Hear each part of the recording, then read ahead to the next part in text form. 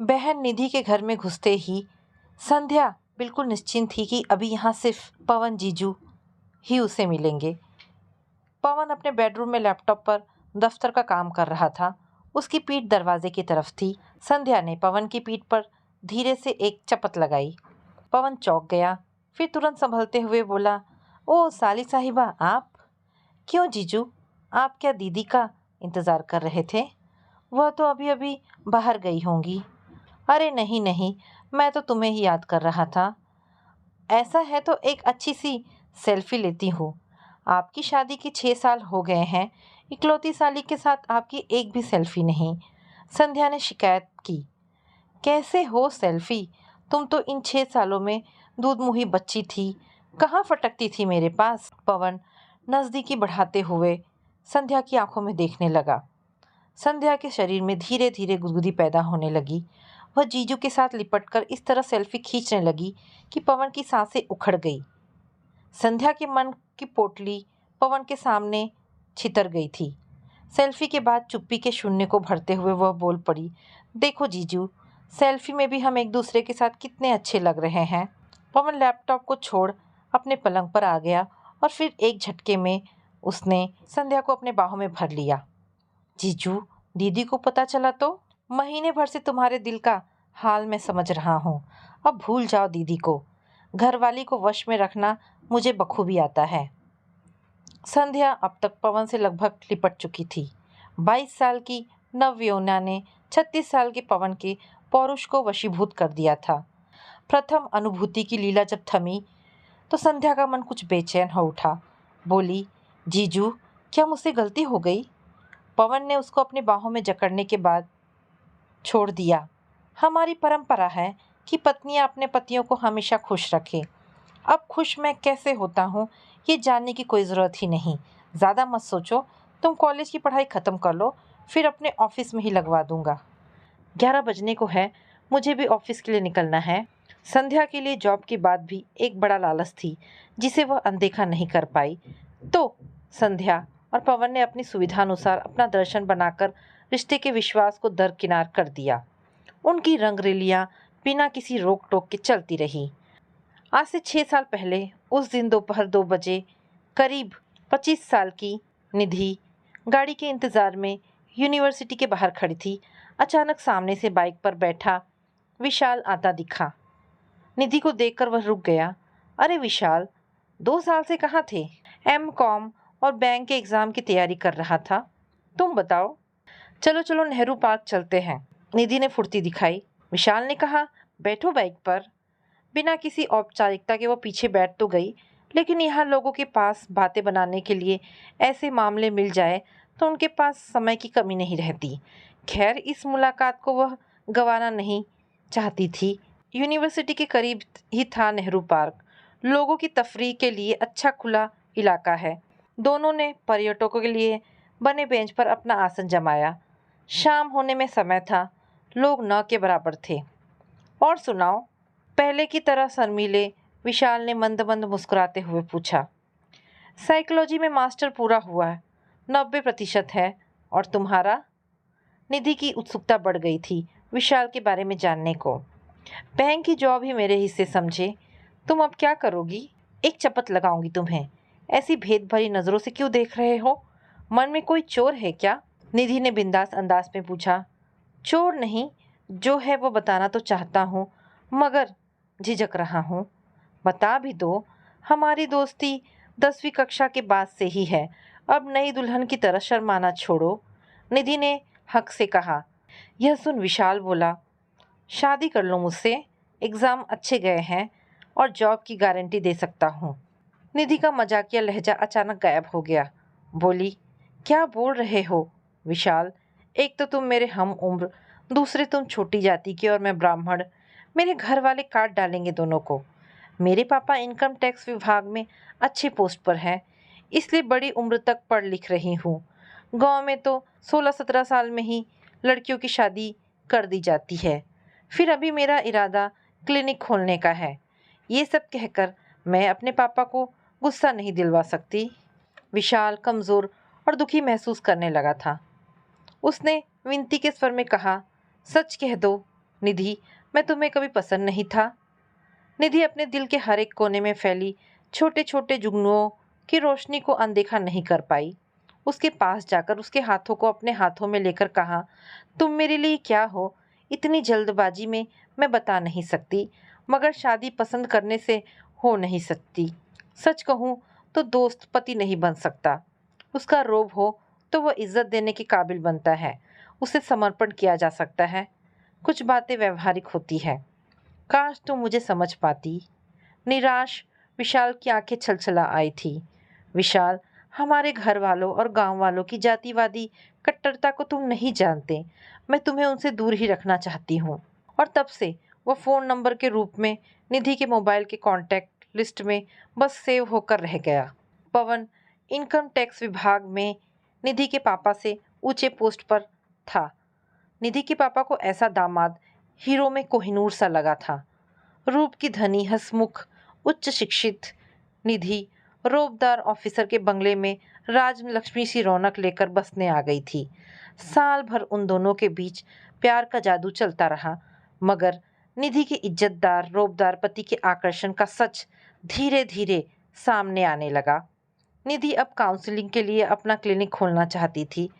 उसने पति के अकाउंट में जमा पापा के 20 लाख कैश में से 5 लाख मांगे तो पवन अनसुना करता रहा। रात को उसने सोते वक्त भी यही दोहराया तो पवन का जवाब था, जब तक बच्चे नहीं हो जाते तुम कुछ भी नहीं करोगी। मगर मेरे लिए बहुत ज़रूरी है। अभी ज़रूरी है अपने पति को खुश करना, ज़्यादा बातें मत बनाओ। निधि दुखी हो गई और बोली, ये क्या कि बच्चे जब तक नहीं हो जाते क्या मैं कुछ काम नहीं कर सकती? मेरा सपना है कि मैं अपना क्लिनिक खोलूं। पवन के एक झन्नाटेदार थप्पड़ ने उसके होश उड़ा दिए। त्योरियां चढ़ गई पवन की। बोला, सीधी बात समझ नहीं आती? पलंग पर आते ही तुरंत मेरी सेवा में लग जाया करो। अपनी जानकारी में या अपनी बिरादरी में अब तक ऐसे ही स्त्रियों को वह देखता आया था जो पति के दुर्व्यवहार को हंसकर टाल जाया करती थी। इसीलिए वह पत्नी को पैर की जूती समझता था। मिट्टी कितनी ही एक सी हो, मूर्तियां तो अलग होती ही है। निधि भी पवन की उम्मीद से परे थी। वह ना तो उठी और ना ही चाय बनाई। पवन भी पवन था। वह किचन से चाय के खाली कप उठा लाया और बेडरूम की जमीन पर पटक दिए। उसे बालों से पकड़कर खींचा और चीखा, बाप का राज समझती है? औरत होकर मर्द पर गुस्सा दिखाती है। माँ बाप ने पति की इज्जत करना नहीं सिखाया? मुंह उठाकर चली आई और बस तब से हर दिन रोबदार इज्जतदार पति के प्रति समर्पण का कोहरा छटता गया। उसकी लगभग प्रतिदिन ऐसे इज्जतदार पति से मुलाकात होती जो उसका गर्व नहीं बल्कि खुद में अहंकार का विस्फोटक था। उसे पास बिठाकर कभी उसकी मनुहार नहीं करता, बल्कि अपराधी की तरह निधि को सामने खड़ा कर उसे फटकारता था। ऐसे ही कठिन दिन उसने बिताए। फिर भी 6 साल गुजर गए।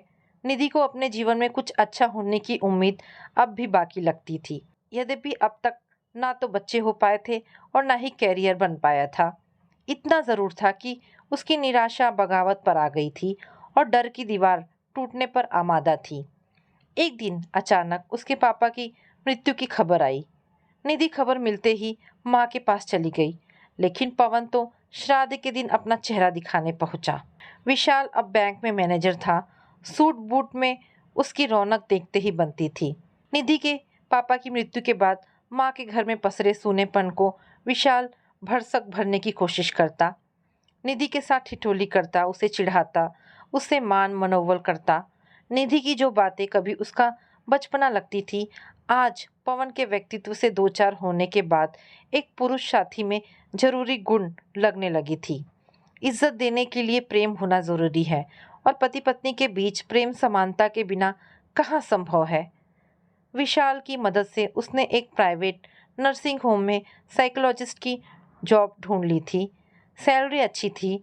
सुबह 9 बजे से दोपहर 2 बजे तक वहाँ बैठने की बात थी, जो निधि को सहज स्वीकार था। खोए हुए आत्मविश्वास का मंत्र पाठ जो विशाल ने दे दिया था, उसके भरोसे अब पवन की नाजायज चीखों के आगे डटे रहने की उसमें फिर से शक्ति आने लगी। अलबत्ता पवन धीरे धीरे उसकी तरफ से लापरवाह होता गया।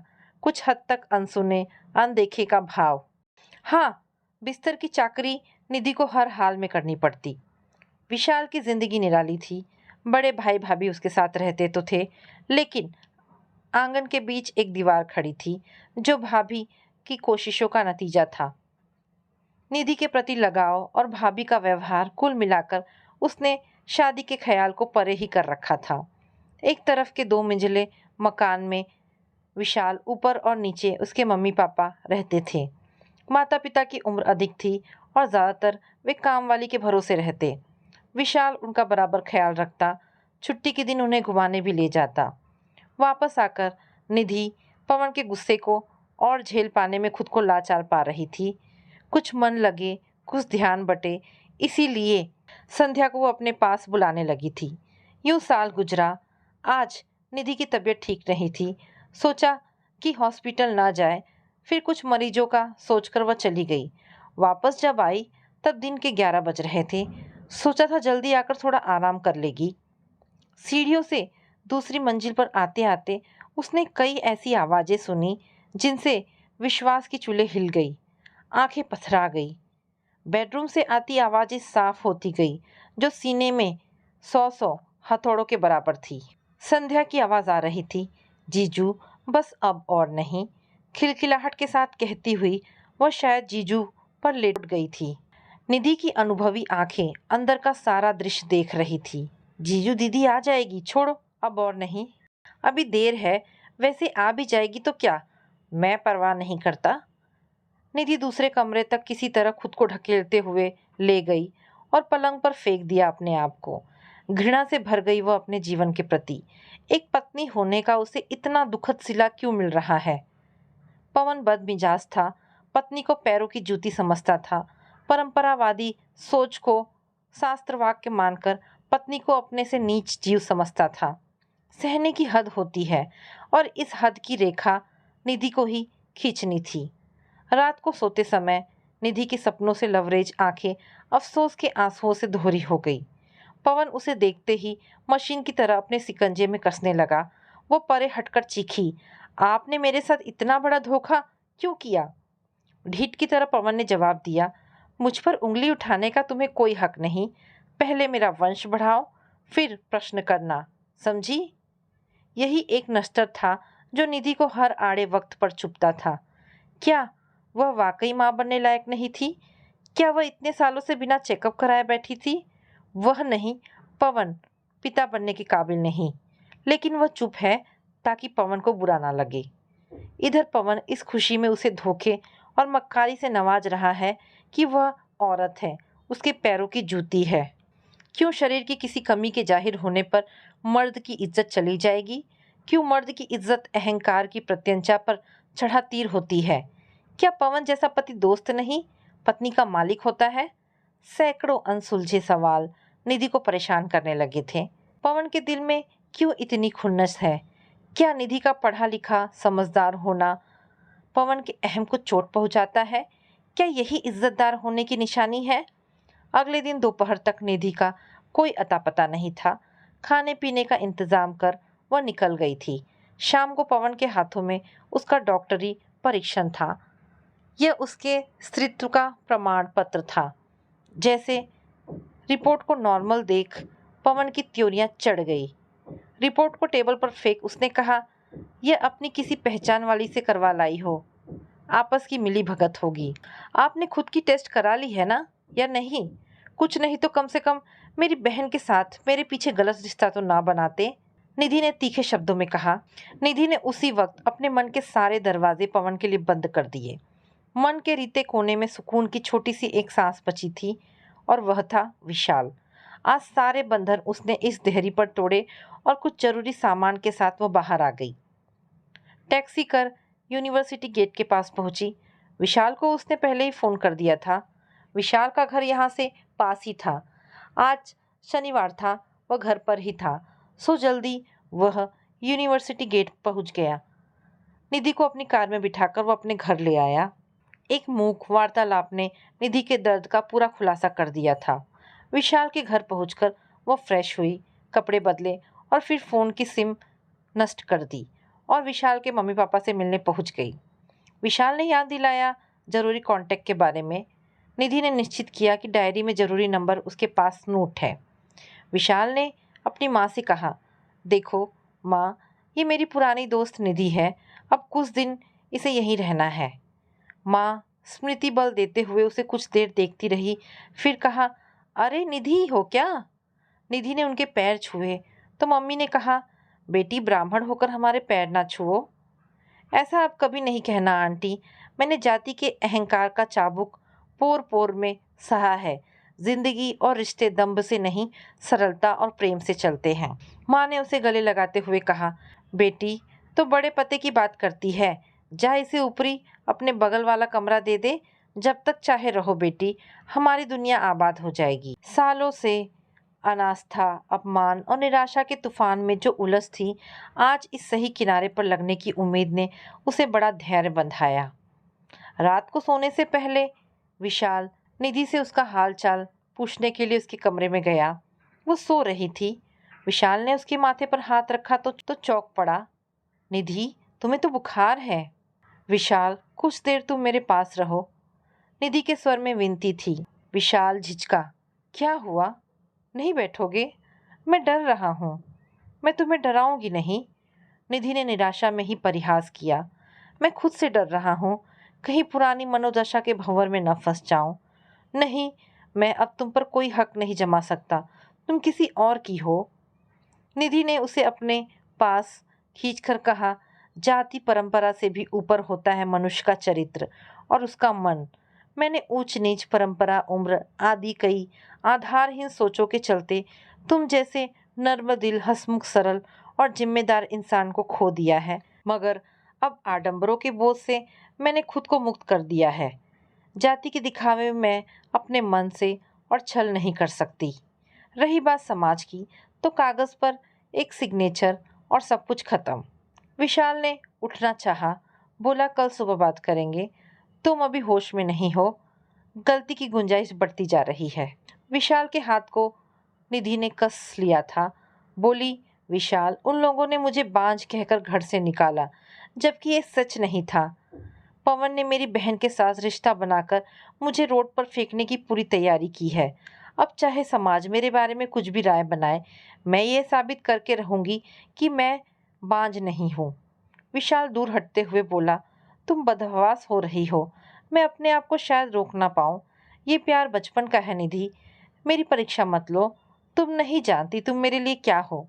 विशाल, मैं नहीं जानती तुम मुझसे क्या पाओगे, मगर मैं तुमसे याचना करती हूँ कि मुझे साबित कर दो, मुझे हीनता की बेड़ियों से मुक्त करो।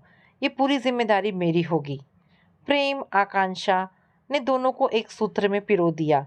रात की चांदनी खिड़की से आकर उनकी इस मधुयामिनी को स्नेहिल स्पर्श देती रही। कुछ दिन बाद उसने तलाक की मांग कर ली। पवन ने भी हाँ कर दी।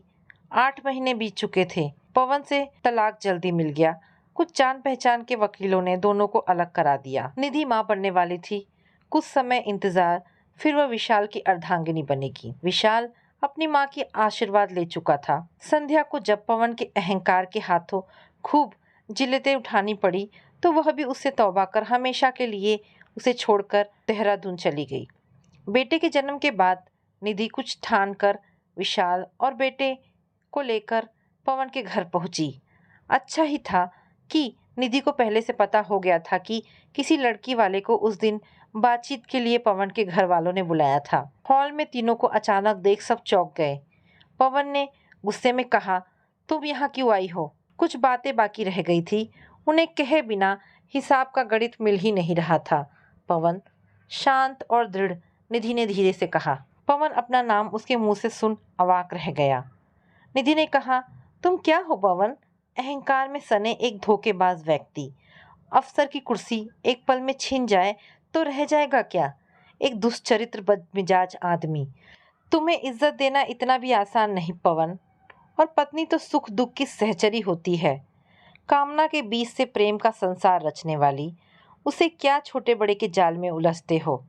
पति का नाम लेना पाप है, इस सोच से अब निकल जाओ, आगे की राह तुम्हारी मुश्किल होने वाली है। पवन के अहंकार और आडंबर ने कभी निधि को जानने का मौका ही नहीं दिया।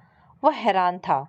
निधि ने लड़की वालों की ओर देखते हुए कहा, आप एक बहन को इसके हवाले करने से पहले सोचिएगा जरूर। आज मेरी गोद में मेरा बच्चा है, जबकि मैं इस घर में बांझ होने के कलंक से दूषित कर धोखे का शिकार हुई और अपमानित कर निकाली गई। फिर आपकी बेटी की बारी है। यह मर्द होने के अहंकार से इतना त्रस्त है कि अपनी कमी को कभी स्वीकारेगा नहीं और पत्नी पर दोष मढ़कर स्वयं को तृप्त महसूस करेगा। पवन गुस्से में तमतमाया। पहले की तरह निधि की ओर हाथ उठाने को दौड़ा। तुरंत विशाल ने सख्त हाथों से उसे रोक लिया। पवन तड़प रहा था। बोला, खुद के चरित्र का ठिकाना नहीं है। विशाल तुरंत उसकी बातों को पकड़ते हुए बोल पड़ा, विशाल उसका ठिकाना है। ये मेरे घर की लक्ष्मी है, मेरे मन का हार है। हमने रजिस्टर मैरिज के लिए कोर्ट में अर्जी डाल दी है। कुछ दिनों में यह मेरे सिर का ताज बन जाएगी। गलती से भी अब कभी निधि के बारे में गलत बातें ना कहना। नए बनने वाले रिश्तेदार पवन के घर से मौका पाते ही खिसक लिए। निधि पूर्ण संतुष्ट हो गई थी। मित्रता, विश्वास और प्रेम का जो समर्पण उसके पास था, उसके स्पर्श से अब वह संपूर्णा थी, सिद्ध संपूर्णा। तो दोस्तों, ये कहानी यहाँ पर समाप्त होती है। आशा करती हूँ कहानी आपको पसंद आई होगी। अगर कहानी पसंद आई है तो प्लीज़ इसे लाइक एंड शेयर करें। दोस्तों, ऐसी ढेरों पारिवारिक कहानी सुनने के लिए हमारे चैनल को प्लीज़ सब्सक्राइब करें। धन्यवाद दोस्तों।